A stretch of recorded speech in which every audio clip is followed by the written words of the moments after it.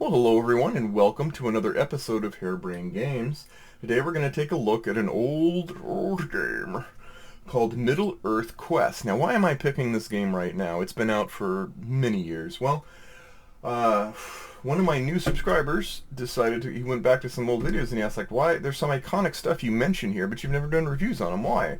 And one of them was War of the Ring. Well, obviously, I need to do that, don't I? Eventually. So, because I like War of the Ring. So I was pulling all of my Lord of the Rings games, which are all in one place and stacked conveniently. I ended up getting almost to the War of the Ring box when I saw Middle-earth Quest. And then I realized, I've never done a review of this game. And maybe I'll do this one first. Squirrel! Yep, that's me. So we're going to talk about Middle-earth Quest. This is a game from many years ago by Corey Knizia and Christian Peterson. It is a game for 2 to 4 players, and it is a game wherein you are playing in the role of someone in Middle-earth doing quests prior to the whole Ring, Mordor, Sauron, misunderstandings, fingers chopped, fingers eaten off kind of thing.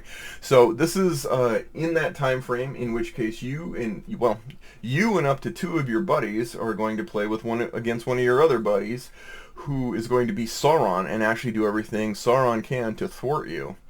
So yeah, without further ado, let's get looking at Middle-earth Quest. Okay, let's take a look at what comes in Middle-earth Quest. You get, of course, the manual. And this is... Ooh, I don't know why he's unhappy. He's got the ring. Anyway, we know. Anyway, it's your typical old-style FFG manual. It's not a split like they do now. They have all the things you know, nice colored glossy pages telling you everything you need to know about how to play, how to win, how to lose, how to feed your guppy, whatever. Also, because the game's been out for a while, you have a lot of helpers. So these sheets here that print out for those who still have eyesight left. You can get a nice quick summary of everything you need to do, some player aids, etc. You get a board, and this board is massive. It's a two-sided board. It's split in the middle. So you're going to get a lot of play space here. It makes it feel vast and broad. That's good. You've got various pieces, all kinds of pieces. You've got card decks galore, very different kinds. So you've got for each region, this map is divided into regions. You can see them: red, dark blue. You have a specific set of encounters that will be contextual to that region. Very nice.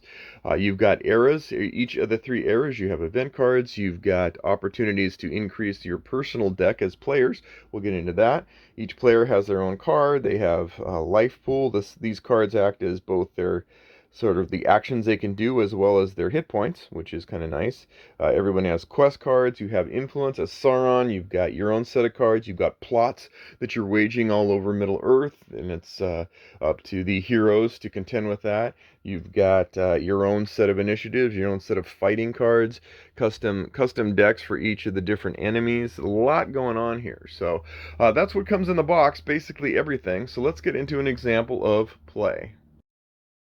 Okay, so the purpose of Middle-earth Quest is that you are either going to play Sauron or you're going to play the heroes. Yes, it is a one versus many game where one lucky or unlucky dog is going to win the opportunity to play Sauron, and the rest will be heroes. Sauron, his goal is to plan plots to promote a plethora of pure pandemonium among the peoples, and to find ways to mess with the heroes and wear them down and make them sad and keep them from achieving their goals when they hit the finale. The finale being the last part on the track up there. The players, on the other hand, are all going to be seeking to thwart the plans of Sauron and complete their own personal quests. Everyone has a quest that they do that's a starting quest. Each player, there are 5 different characters. Each character has a special ability, special stats which affect gameplay, explained here, starting locations, and their own custom deck for life pool points. So the initial quests are generally fairly easy. For example, this one, if you're Aelmith, then you're going to basically defeat an agent in Isengard. That's where you're at. So you're going to start somewhere, you're going to make your way to Isengard, you're going to defeat it, you're going to win the quest, and you're going to get some awesome booty. Um, the general gist beyond that and why you're doing all these things and while this is going on, the end result is effectively this track. Apologies for the big square board cube that keeps the... I'll take that out for a second. Unfortunately, being in years and years of use have made the board a little bit warped, but again, it is a multi-decade old game. All right, so you have these 4 tokens now. 3 of them belong to Sauron, and he is here. These are 3 different facets of his attack against the people. He's going to attack Gandalf's plans to try to figure out what to do with the ring. He's going to spread war and pestilence and fighting and sort of the military, and then he's going to do the corruption, the corrupting of the people. So he's got a 3-prong attack. You, as the Fellowship, have a 1-prong attack. That's basically go from here all the way to here. When you get here, if you get here first, free peoples, and you get here and you've completed your special quest, you've fulfilled the elements of your special purpose. This is 1 of 5. You select these at the start of the game. Then you will win. If you aren't first and Sauron manages to make his way up the track with his 3-prong attack and he achieves his own goals here, then he wins. If you get to the finale and there isn't a clear winner, then you're going to do sort of a Celebrity Deathmatch Middle Earth edition kind of thing, but we'll get into that later. So we've set up the game for starting out. Every character, again, they all configure, they set up, everything's all in its place, mise en place. Two of the heroes start out, or 2 of the enemies start out right off the bat, as evidenced by the track here that says, hey, these 2 evil guys, they start out there. He's going to start in Dol Guldur. He's looking Dol Guldur and Guldur every day. And then the Black Serpent, who has a... he's picking sides here, and this time it's going to be the left side, but I need to glue that together.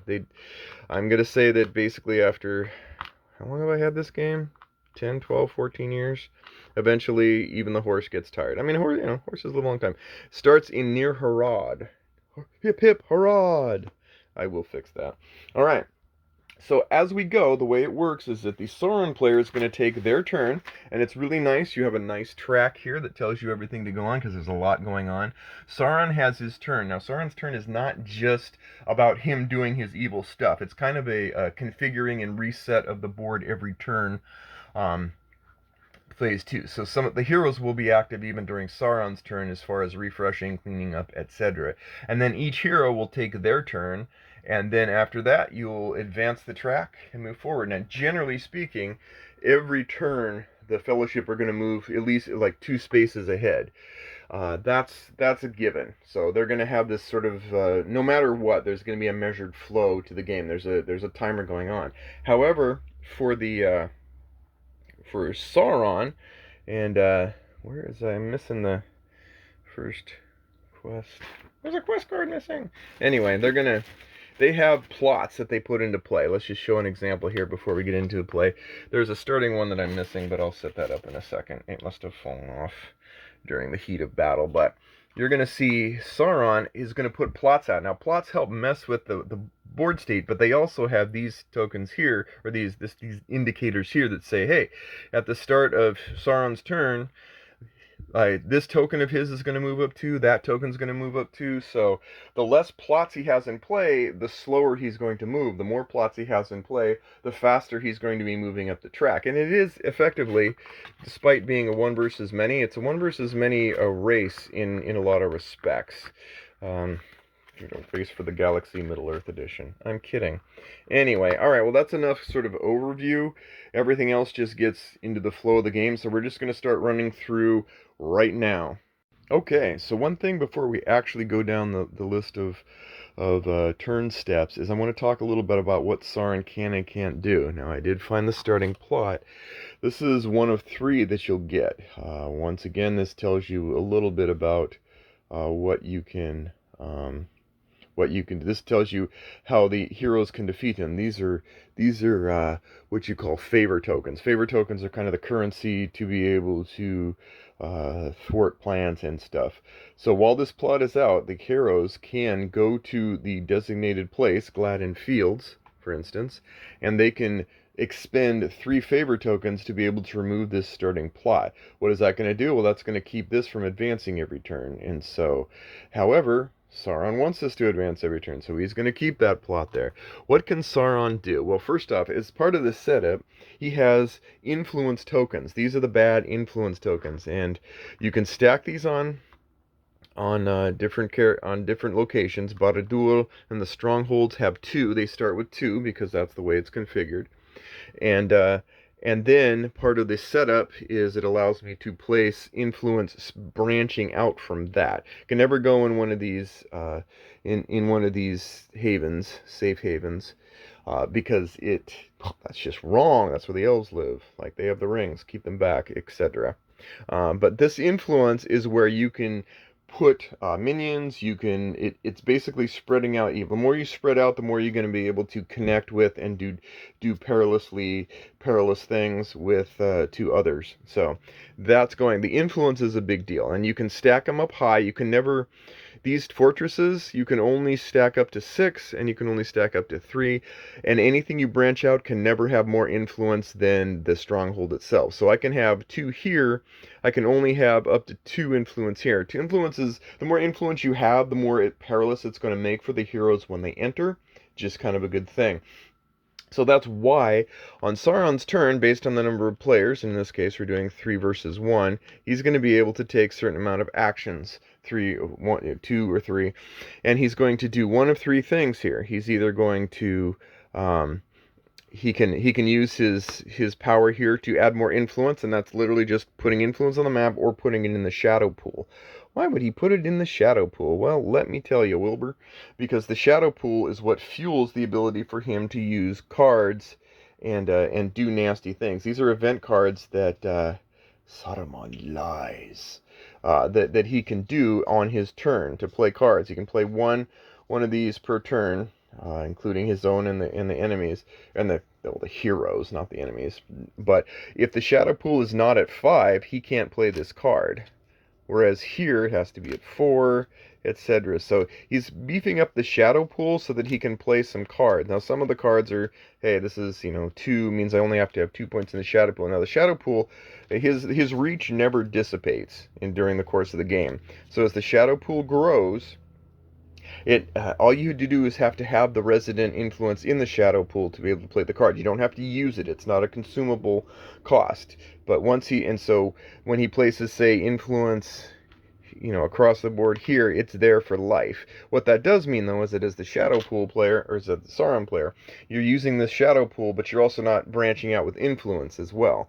For example, it'd be like, hey, I'm going to make this 2, I'm going to move this here. You're going to see the heroes going, and you're going to try very hard to put influence in their way so that they run into perilous situations to wear them down. The other thing is to draw shadow cards and then and plot cards. You can draw 2 plot cards, 2 plot cards, 2 shadow cards, and then plot cards you only get to keep 1 of, but hey, that's okay.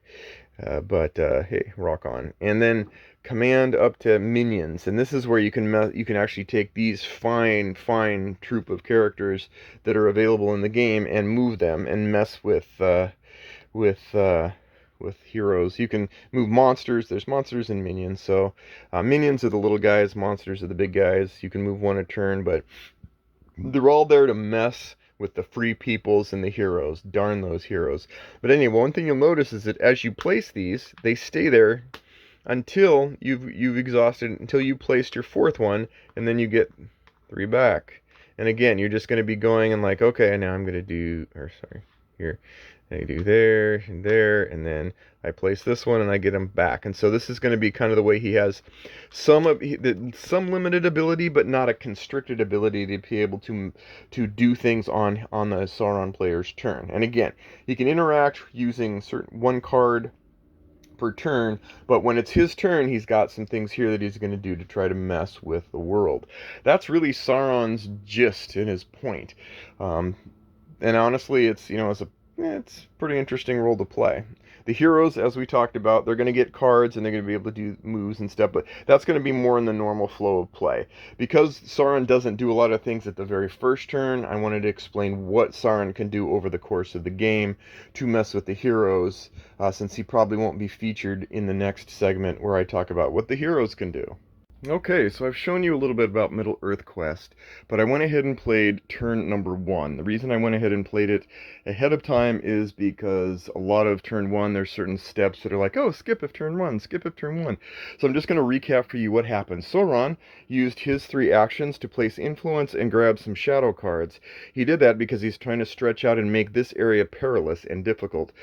Perilous is a condition by which, well, any certain areas are always perilous. If they've got a sword and they look just really, really angry and spiky, yeah, they're probably perilous. The other thing is, as you're placing these tokens, and you can place, again, up to 6 tokens here and up to 6 tokens on anything that connects to it. Basically, you can never have more branching connections of influence than can connect to one of the strongholds.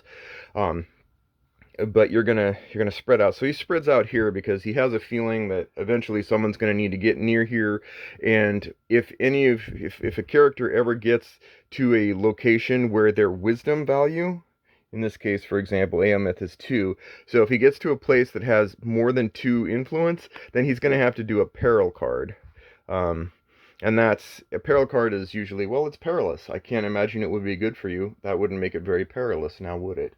So anyway, so that was Sauron's turn. Each player did their own thing. Now, Talon was still working on his starting quest, so we had him up here, and he didn't have a whole lot going on, so he basically moved from his location. He's heading over to Dane so that he can complete his quest in the Northern Waste, and so he's almost there. That'll give us an example of combat. Meanwhile, Beravor, she finished her initial quest. Her initial quest was she had to go to the Grey Havens, and there she had to encounter a particular creature instead. And so she did. She defeated it. Life was good. She got a little extra boost, some favor. Now she has her advanced quest. Now notice that one of the various cards that say, how do you win as the Fellowship? Well, it's this way. The heroes win if each hero has completed both starting and advanced quest. That's one. Like I said, there's other ways that you can have winning conditions that don't do that. But in this case, obviously, our 3 intrepid heroes are going to be trying to find a way to do that. That's going to be a priority for them. Of course, if they're constantly trying to do that, it might tip the hand of Sauron, who's got an ever-present eye and ear on what's going on, and he might be able to more triangulate how to cause them trouble. And finally, we have Aelmeth. Aelmeth did some damage. Aelmeth did great. Aelmeth was here, started off down in Edoras, went up to Isengard, completed his starting quest, and then came over here, and that's where we left off. Now we're going to go ahead and go through the steps of play. So we're going to go do that.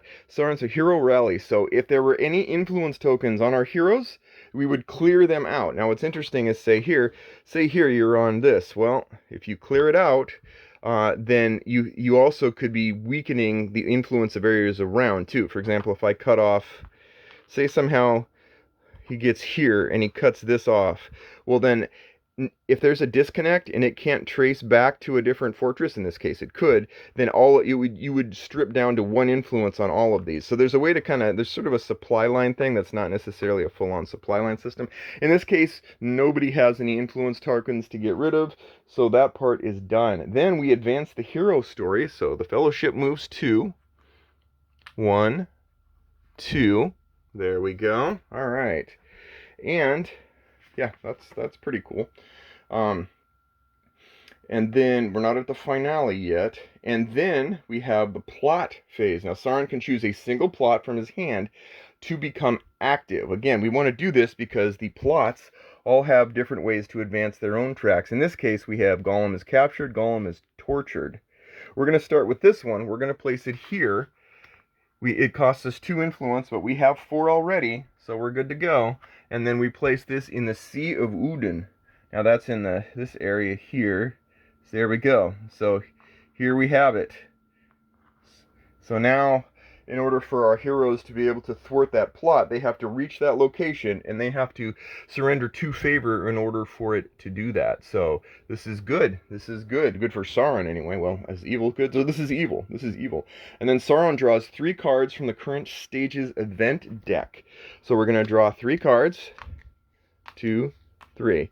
And then dominance becomes an interesting thing here. Now, whoever's further ahead on the track is going to determine whether the Fellowship is dominant or Sauron is dominant. In this case, heroes are dominant if the hero token is farther along the track than any of the tokens of Sauron. There is a different situation later on in the game where if you have all 3, like if the Fellowship is heading over here, but you have all your tokens near this marker here, then you have a different calculating method to determine dominance. In this case, the heroes are dominant.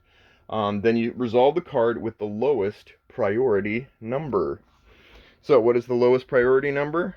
Well, it's not 10, it's not 7, so it's 4. Generally speaking, the lower the card number, the better the chance that it's good for the heroes. In this case, we have the Thieves of Tharbad.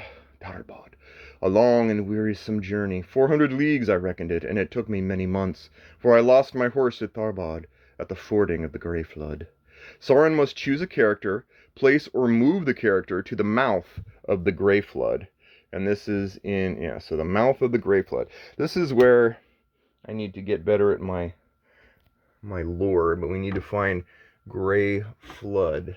Grey Flood. And that's in the green and yellow, green and gold areas. So, Grey Flood. Help me out, people. Where's the Grey Flood?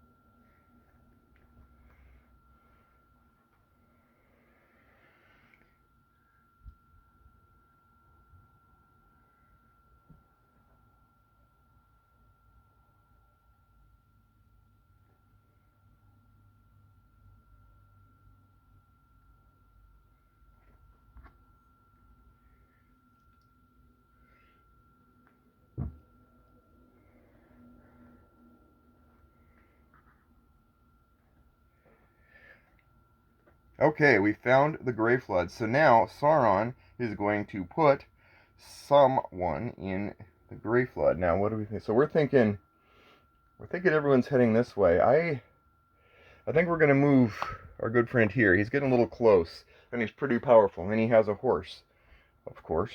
All right, so then we put favor tokens in Tarbad and the Bite. So in Tarbad and the Bite, and those are, again, we can use these color designations here, yellow and green, to help us narrow down if we're not terribly familiar with the areas. Tarbad and the Bite. So the event is done, and we go on to the next phase, which is, yes, actions. So I can take 3 actions because it's a 3-player game. I will do that shortly. All right, final thoughts. Pros, we'll go over the cons and the pros, then the final thoughts. I should note that in the playthrough, I knew that I was missing something, but during the part where I did the encounter cards, technically I should have grabbed 3 encounter cards and picked, I shouldn't have just grabbed one. So I fully expect, I reserve the right to have been wrong in the past. So in that regard, yeah, don't bother with that one. Buy a copy and show me up. So anyway, so let's go over the cons first. This game is almost 14 years old, and there are parts of it that show. It shows some older game techniques, some things that in the decades since have been refined a bit to help expedite gameplay. Player turns is definitely one of those. If you're, player turns can be long. They don't have to be, but they are going to generally be long, and they are sequential. And so that's something to realize. That's just the way it is. I mean, this game on the other side, it's an unfortunate juxtaposition, because this game is precious at 4. That's really where it shines from a gameplay perspective. But for a game time perspective, 3. Because you have the sunk cost per player turn is similar to Merchants and Marauders, another game that I adore, but with the caveat that you could have a generally quick turn, It could happen. You could. You have that flexibility. Or you could get into a turn where you're traveling multiple ways, doing multiple encounters, going into combat, which is kind of a sub phase of its own. All on one turn. And so, in that time, the only people invested in it are going to be the hero and Sauron, who's basically playing the enemy, going back and forth. You are going to have some moments when you are going to be spectating, and that's where 3 is better than 4 in general for that. But again, anyway, we'll get into the pros on that later. And we don't live in a yellow submarine of patience anymore. We just don't. And so there is going to be people going, this is taken, there's a jaggediness to the flow of play that's just gonna have to be understood. This is Middle-earth Quest, not Middle-earth Sprint, Middle-earth Dash. And there is some there's some uncertainty to your terms too. I mean, because the game is broad, because there's so many different things you could be hit with. Sometimes you could get something that, a quest or an adventure or a need that comes up fortuitously right nearby. Sometimes you could be having to cross the whole map. There are always ways to mitigate. The danger here is scripted and not surprising, so you're not going to find the the computer has concocted something crazy for me that I never seen before. On the other hand, it can also be good because you can actually, plan and have some prediction abilities to kind of go, okay, we know where we're going. Let's see if we can get there. There are going to be surprises, but they're not going to be show-stopping or why did I play 3 hours just to come to this fatal point kind of thing. So that's really the cons that I have for it. And now we're going to get into the pros. In a lot of ways, this game was a foreshadowing of things to come in the game's sense, to be honest with you. There's some things I see here, I'm like, yeah, I see how this was morphed for other more conventional games of the like. So and then there's elements that remain untapped in general fare. I mean, the combat I honestly think is an exceptional system.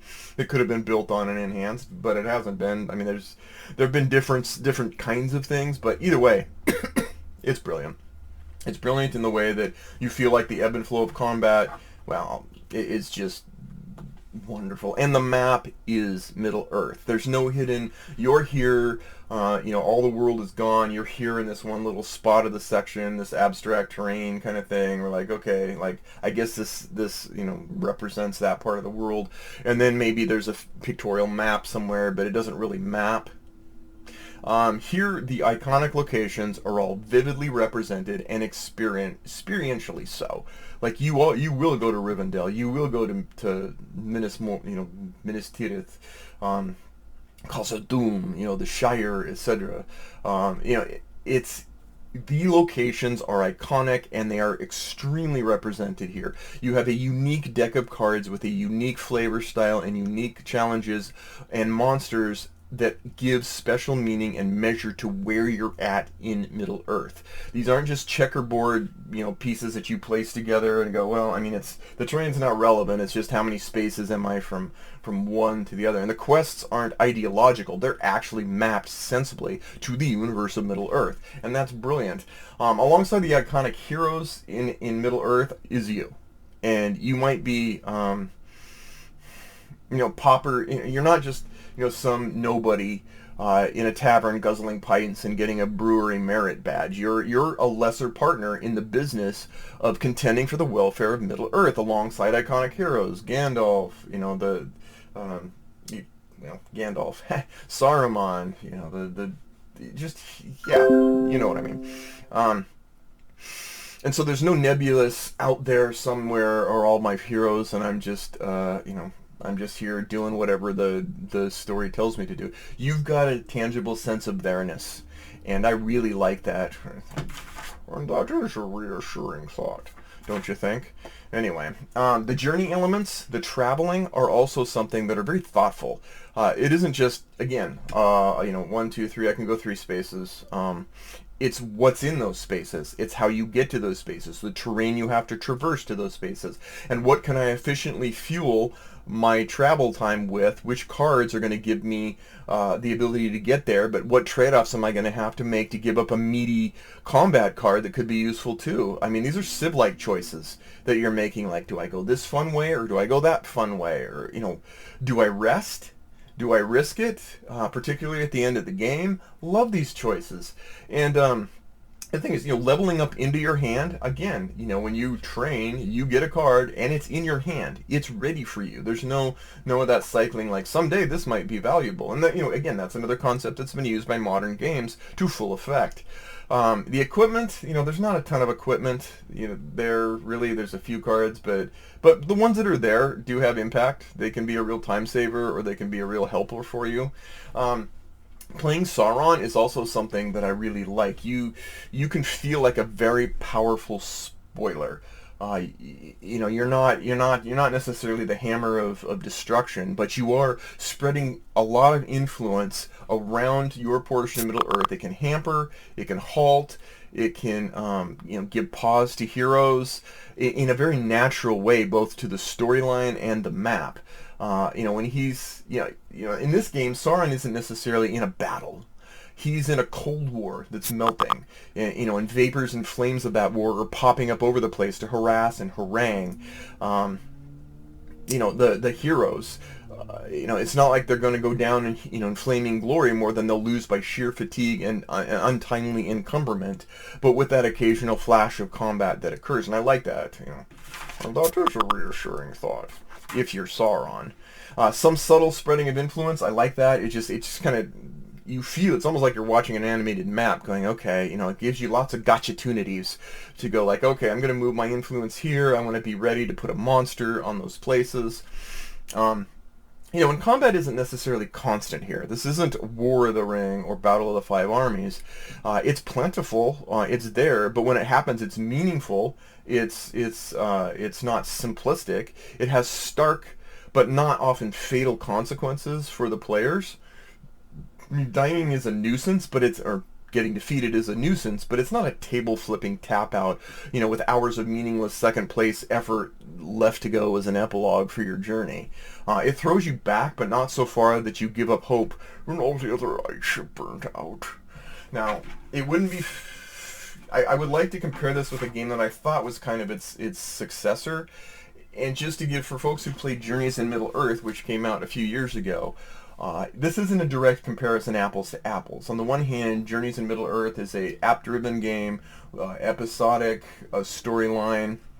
Middle-earth Quest is more of a free-form with storylines that cover. But I am going to compare them because I do look at the two and how I bought them both. I have Journeys in Middle-earth, I have Area Expansion, I have all that. And I would say that the app gives you more avenue for continual adventuring in the world by way of what they provide you with the DLC and all that, whereas Middle-earth Quest has a shelf life where, after you've played it for enough years, you've seen all of it, and there's a lot of it, so I never felt anything less than satisfied with it. Both games, Journeys in Middle-earth and Middle-earth Quest, do have sort of a racing aspect where you do have a clock running. But Middle-earth Quest feels like a journey of a race, where a marathon, whereas Journeys in Middle-earth feels more like cake every mile post, 10K, let's hurry. You kind of, I felt rushed in Journeys in Middle-earth more so than Middle-earth Quest. I don't think anyone would feel rushed in Middle-earth Quest, and I think it's true to Middle-earth and sort of the storylines that the Middle-earth Quest imbues the Lord of the Ring feel of that adventure, with time not on your side, but not necessarily poking you in the back with a sharp stick to say, keep going, ignore everything, jettison what you don't have time for. And there's a part of Middle-earth in a context that's both belittling and magnifying with Middle-earth Quest. You feel small, but you also feel like large, if that makes sense. Like you're there, you're not going to be Gandalf, but you certainly can have an impact on the world, while at the same time just realizing just the epic scope of the world that they put you in. And that, the large-scale map, the double-sized map really helps out with that.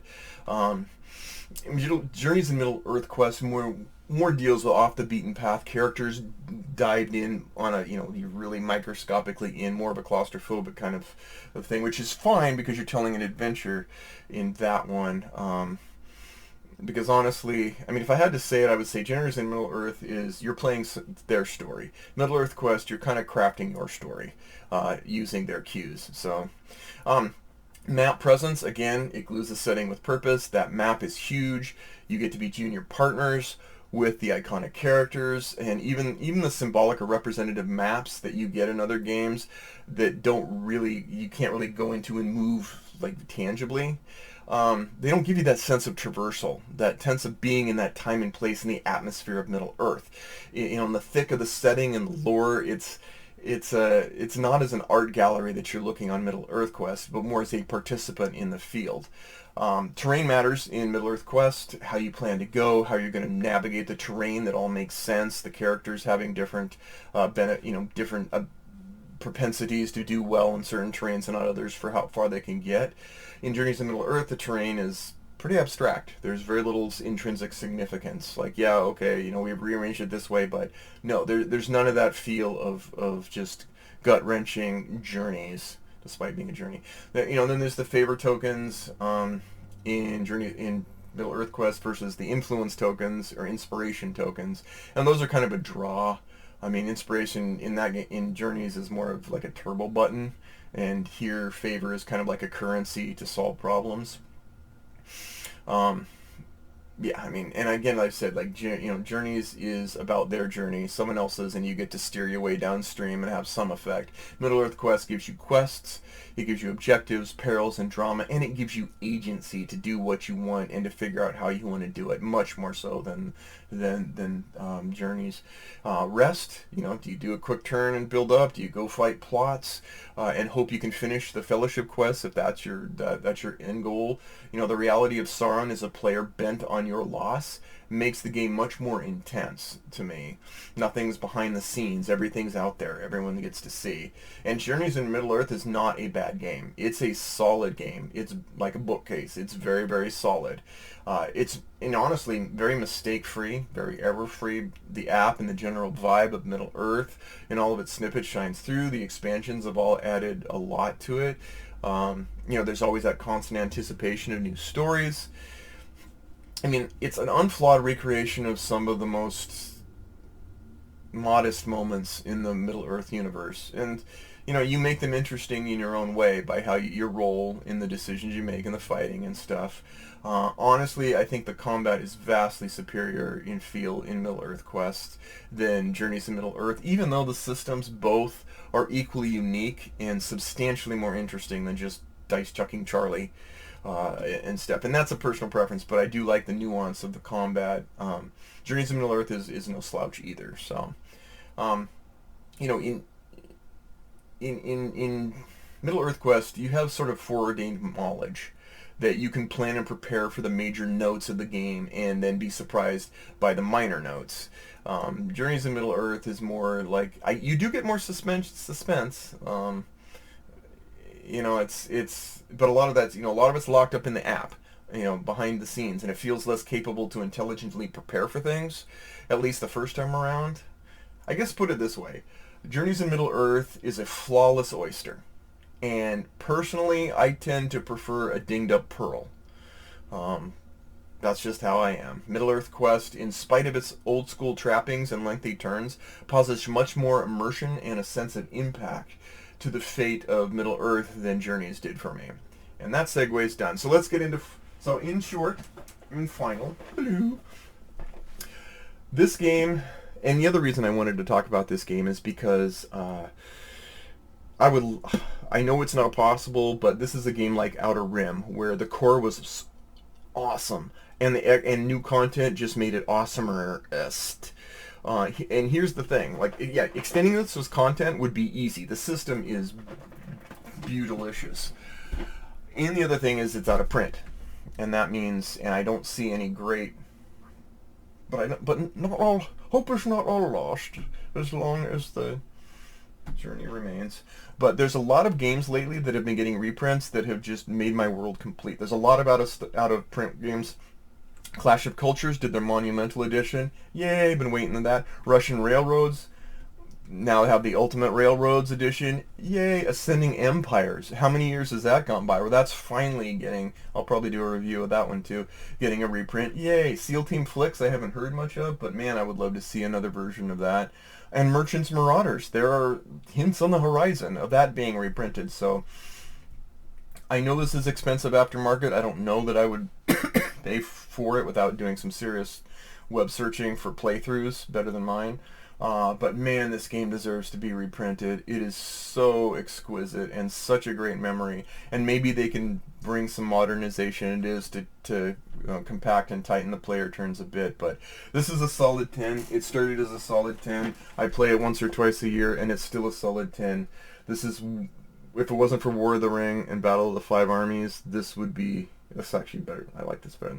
This would be the top game. So, love this game. It's awesome. If you ever get a chance to play it, I encourage you to do so. And that's it. Thanks, and we'll see you next time on Harebrained Games.